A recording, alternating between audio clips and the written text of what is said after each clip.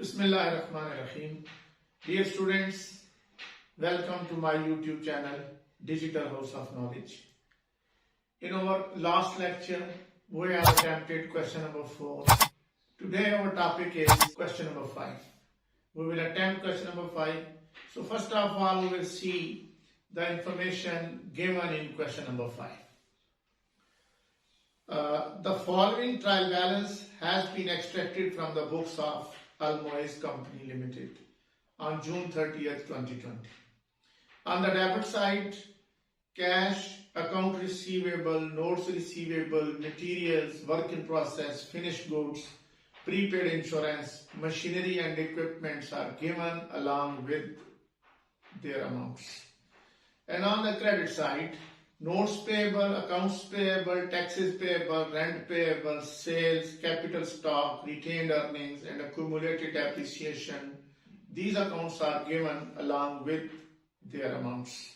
Moreover, on the debit side, materials purchased, direct labor cost, factory overhead cost, selling cost, administration cost is also given. The total is 2,85,620 on both sides. So trial balance is in agreement. Along with the trial balance, following further information are also available.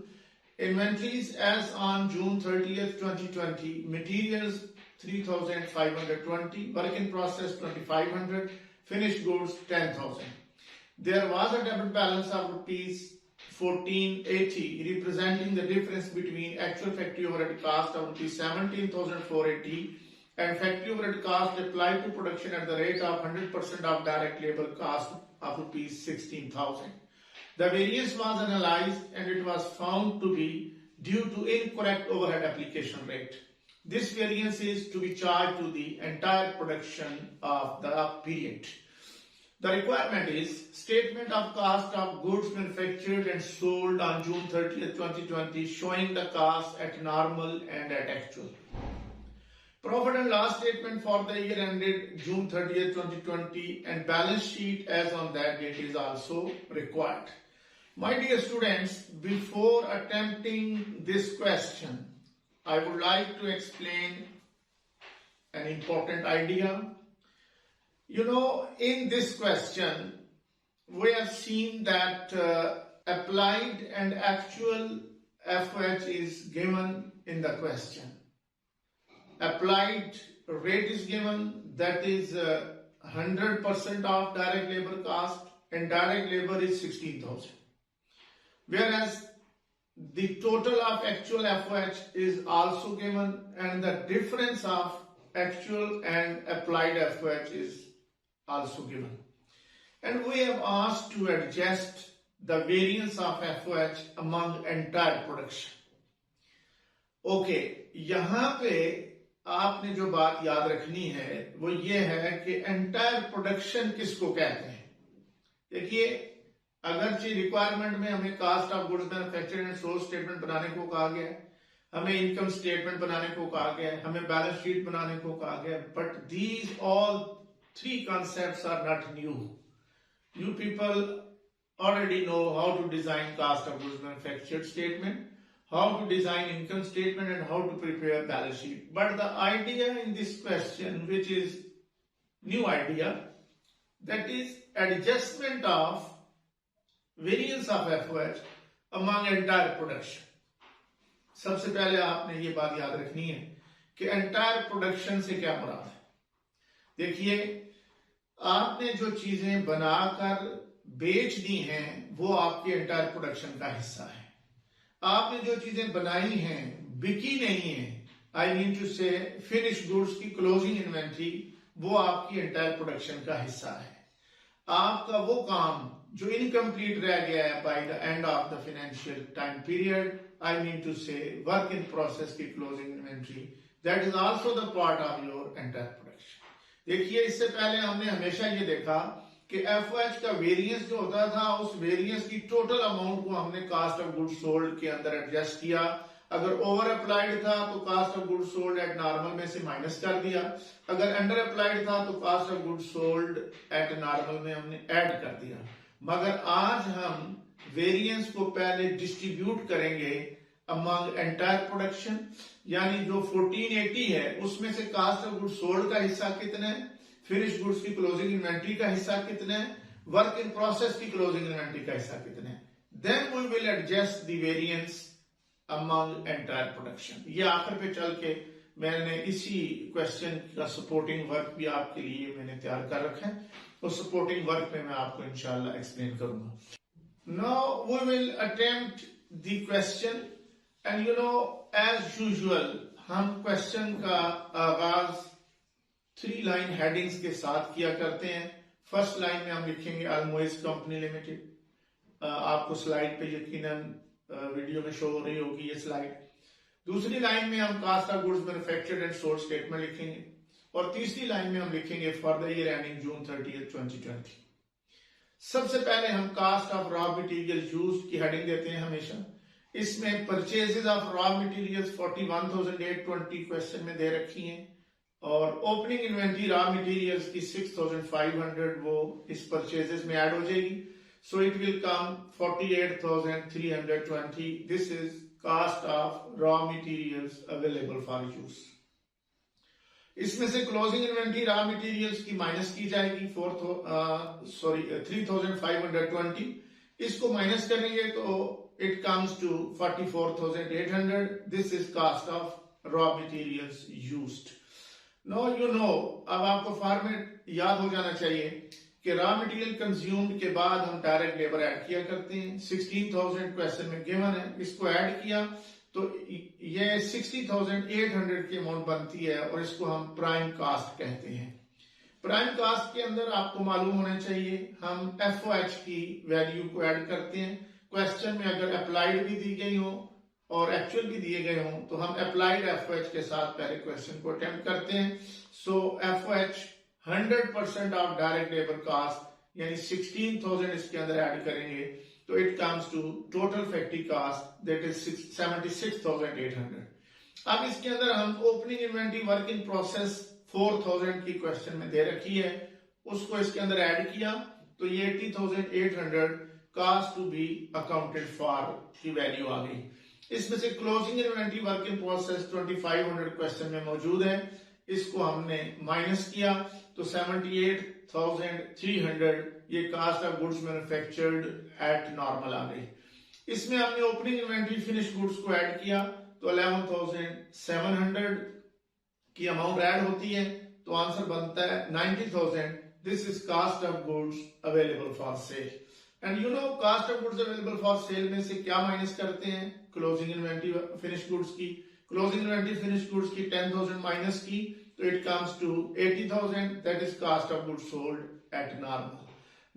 और अब यहां तक question complete हुआ, लेकिन अब इसके अंदर हमने एडजस्टमेंट करनी है और एडजस्टमेंट इस स्लाइड के ऊपर शो हो रही है आपको 1,280 और इसकी वैल्यू को चूंकि अंडर अप्लाइड है तो इसके अंदर ऐड किया गया 81,280। ये cost of goods sold at actual आ गई। No I would like to explain कि ये 1,280 कहां से आया, ये कैसे आया, इसके लिए मैं आपको सपोर्टिंग वर्क एक्सप्लेन करूंगा। लेकिन एक और चीज जो कि यहाँ पे एक्सप्लेन होना इंपॉर्टेंट है वो ये है कि यू नो इधर ट्रायल बैलेंस दिया गया है, ट्रायल बैलेंस के बाद एडिशनल इंफॉर्मेशन दी गई है। आपने पार्ट 1 की अकाउंटिंग में हमेशा देखा था कि ट्रायल बैलेंस के अंदर ओपनिंग स्टॉक दिए होते थे और ट्रायल बैलेंस के बाहर एडिशनल इन्वेस्टमेंट में bye the end of the year जो स्टॉक्स दिए जाते थे वो हमेशा क्लोजिंग स्टॉक हुआ करता था। यहां भी उसी तरीके से जो रॉ मटेरियल की, जो फिनिश गुड्स की वैल्यूज और वर्क इन प्रोसेस की वैल्यू ट्रायल बैलेंस के अंदर दी गई हैं वो ओपनिंग स्टॉक होंगे, वो ओपनिंग इन्वेंट्रीज होंगी और जो raw material, work in process, finish goods additional information में दी गई हैं ये क्लोजिंग इन्वेंट्रीज होंगी। इस बात को खास तौर पे ज़हन नशीं रखिए। अब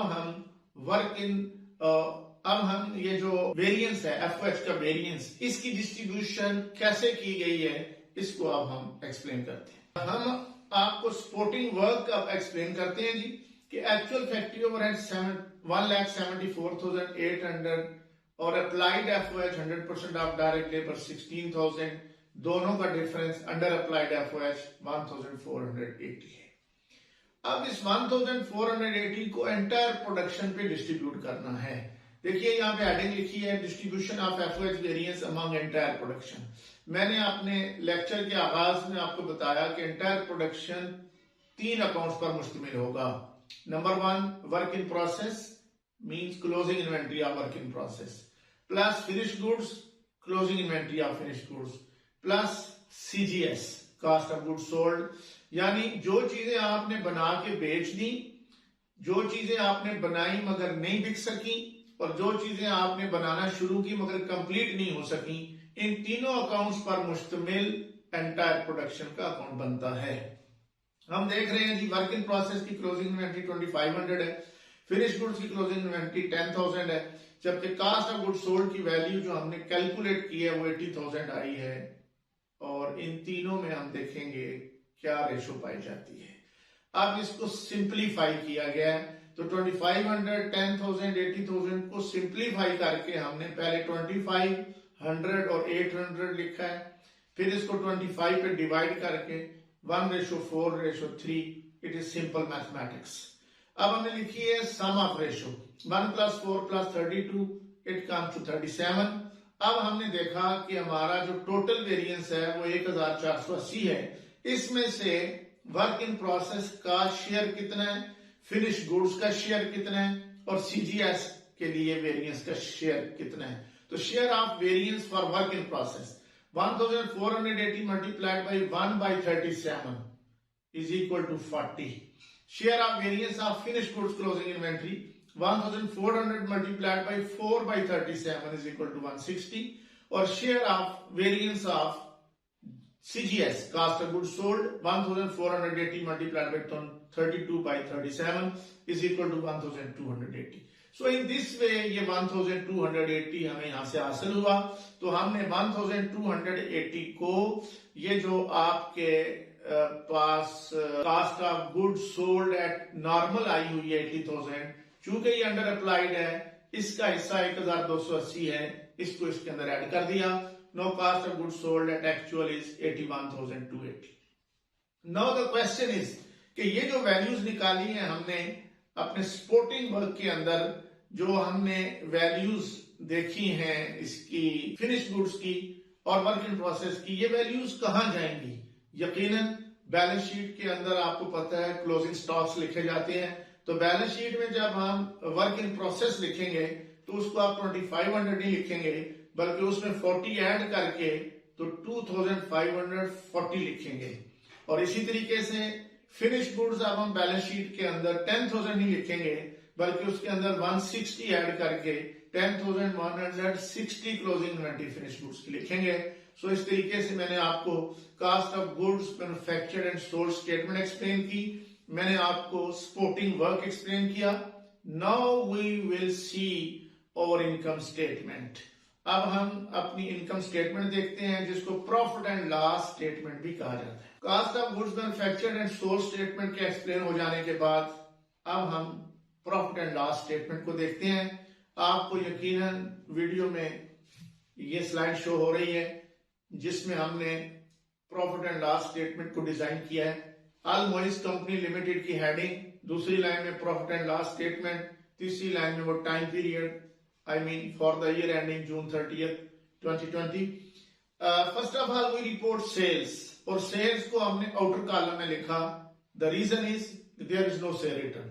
If there will be any sale return or discount on sale, तो फिर इसको आप inner column में लिखकर sale return की adjustment करेंगे या discount on sale की adjustment करेंगे। इसमें चूंकि वो ऐसा कुछ नहीं है, तो लिहाजा हमने बराह सेल्स को आउटर कॉलम में लिखकर इसमें से कास्ट ऑफ गुड्स सोल्ड को माइनस किया गया है, डिडक्ट किया गया है। 1 lakh minus 81,280 and gross income comes to 18,720। अब इस ग्रॉस इनकम में से हम ऑपरेटिव एक्सपेंसेस को माइनस करेंगे। Operative expenses are composed of 2 types of expenses. Number 1 selling cost, number 2 administration cost. Selling expense inner column में लिखे हैं जी 1200, फिर एडमिनिस्ट्रेशन एक्सपेंस लिखे हैं 1020, दोनों का टोटल किया है तो टोटल ऑपरेटिंग एक्सपेंस या टोटल ऑपरेटिंग कॉस्ट हमारी 2220 आ गई। इसको हमने ग्रॉस इनकम में से माइनस किया है, तो ऑपरेटिव इनकम या नेट इनकम कम्स टू 16,500। अब इसके बाद हम देखते हैं बैलेंस शीट को। अगेन बैलेंस शीट के ऊपर तीन लाइंस की हेडिंग, ऑलमोस्ट कंपनी लिमिटेड, दूसरी लाइन में बैलेंस शीट, तीसरी लाइन में एज ऑन जून 30। याद रखिए प्रॉफिट एंड लॉस स्टेटमेंट पे लिखा जाता है for the year ending, balance sheet पे फॉर द ईयर एंडिंग नहीं लिखा जाता, बैलेंस शीट पे लिखा जाता है as on June 30। What is the difference? Difference is as on June 30 का माना यह है कि ये सिर्फ उसी एक तारीख के लिए, उसी दिन के लिए मखसूस है। जो पोजीशन बैलेंस शीट के अंदर 30 जून को मौजूद है, ये पोजीशन 29 जून को नहीं थी, ये आने वाले 1 जुलाई को नहीं होगी। This balance sheet is only for 30 जून, इसलिए लिखा जाता है एज ऑन जून 30। जबकि जो प्रॉफिट एंड लॉस स्टेटमेंट है that is for complete financial year, इसलिए वहां लिखा जाता है for the year ending. Okay, अब हमने अपने ट्रायल बैलेंस में से तमाम एसेट्स उठा के एसेट साइड पे लिख लिए, लायबिलिटीज और कैपिटल, लायबिलिटीज एंड कैपिटल की साइड पे लिख लिए, और हमने लिखा cash account receivable, notes receivable, materials, work in process closing और फिनिश्ड गुड्स क्लोजिंग। जिस तरह मैंने बताया था कि ट्रायल बैलेंस में और इंफॉर्मेशन में, यानी एडिशनल इंफॉर्मेशन में वर्किंग प्रोसेस 2500 थी, लेकिन यहां पे 2540 लिखी गई है। जो 40 बर्डन डाला गया है इसके ऊपर वो अंडर अप्लाइड एफओएच का डाला गया है। और फिनिश गुड्स की क्लोजिंग इन्वेंटरी क्वेश्चन में दी गई थी 10,000, हमने यहां बैलेंस शीट में लिखी है 10,160। 160 का जो बर्डन डाला गया इसके ऊपर वो हमने इस पे जो बर्डन डाला है वो हमने एफओएच वेरिएंस का डाला है जो अंडर अप्लाइड था। Then prepaid insurance 200, machinery equipment को हमने इनर कॉलम में लिख कर इसमें से एक्यूमुलेटेड एप्रिसिएशन को माइनस कर दिया है, तो ये 73,500 इसकी फाइनल वैल्यू आ रही है। और उधर हम अगर लायबिलिटी साइड और कैपिटल साइड को देखें, उधर notes payable liability, accounts payable liability, taxes payable, rent payable, ये हमारी लायबिलिटीज हैं।